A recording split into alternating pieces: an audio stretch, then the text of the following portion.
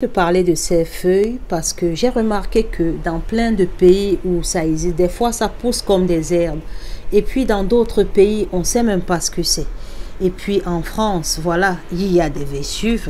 Justement, si je t'en parle aujourd'hui, là, ici en France, ça s'appelle des épinards. Je ne sais pas dans ton pays, si tu remarques bien, comment on appelle ça. Regarde très bien et dis-moi comment on appelle ça dans ton pays.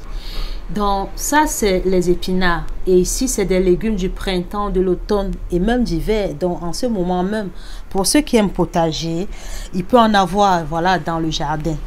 Donc aujourd'hui, je vais te parler par rapport à ces fibres, de ces vertus par rapport à la santé.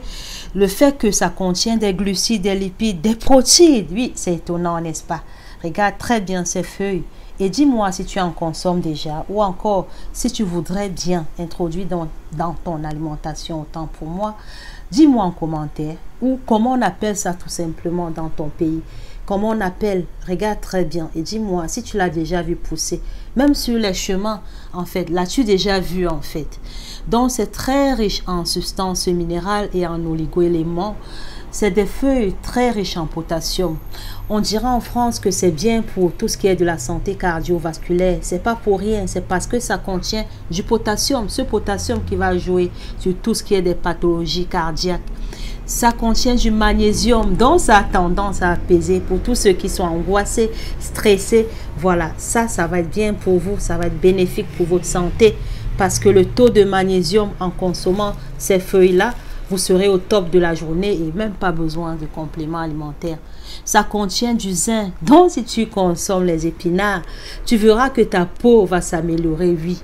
Parce que à cause du zinc, du fer, du cuivre, du manganèse, du nickel, du fluor, du cobalt, du chrome, de l'iode, du sélénium. Et oui, tu auras des cheveux, de jolis cheveux, en fait. Tout ce qui est de tes fanères, ce serait agréable. Et même pour ta fertilité.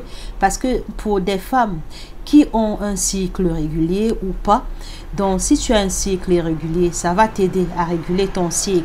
Et si tu as un cycle, mais tu ponds l'œuf qu'on dit, les œufs blancs. Donc, ça va t'aider à avoir la bonne qualité de follicules parce que c'est aussi riche en tout ce qui est de vitamines B1, B2, B3, PP, B5, B6, B9, EK. Donc en antioxydants en gros, en bêta-carotène et en vitamine C, oui.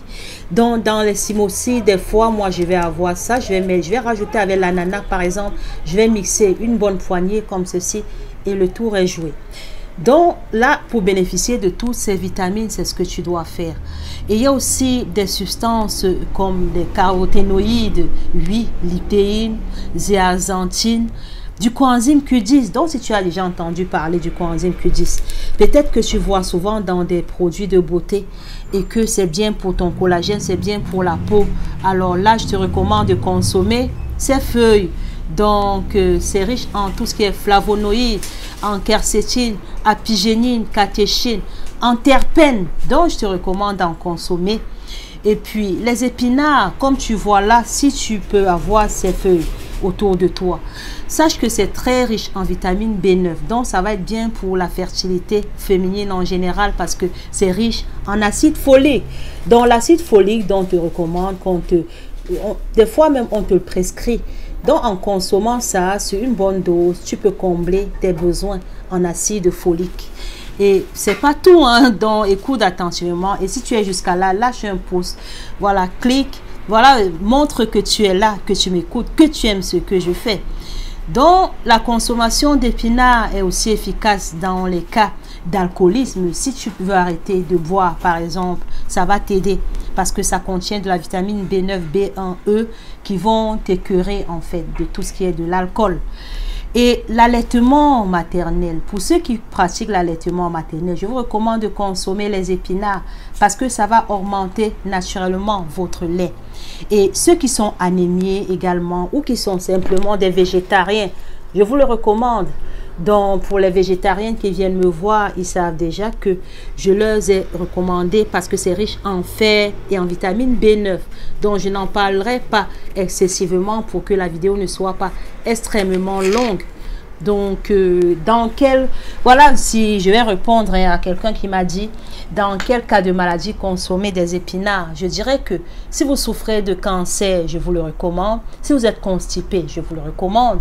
Si vous prenez, si vous voulez concevoir, je vous le recommande. Si vous allez être opéré, voilà, même si vous avez été opéré, autant pour moi, des chirurgies bariatriques, je vous le recommande.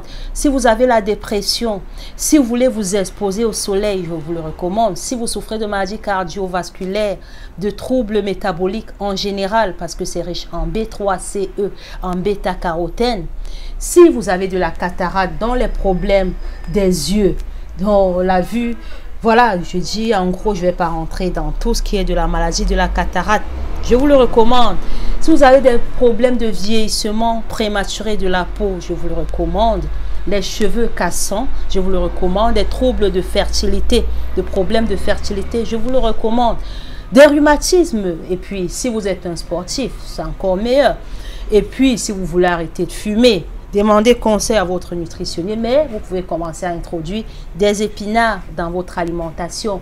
Et même si vous avez les troubles de concentration, ça va être top pour vous. Donc, vous n'arrivez pas à vous concentrer, vous n'arrivez pas à atteindre, à mener jusqu'à bout un projet.